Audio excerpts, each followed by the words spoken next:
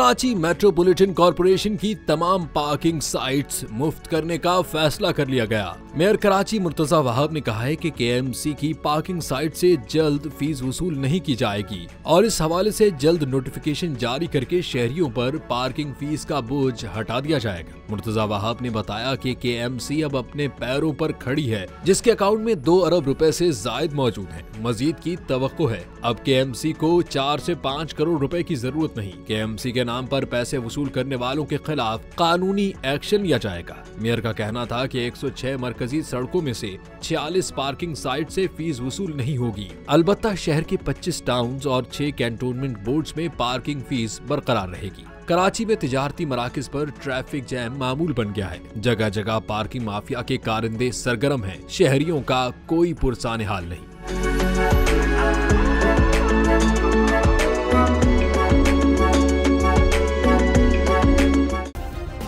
Subscribe करें और bell दबाएं ताकि कोई खबर रह न जाए।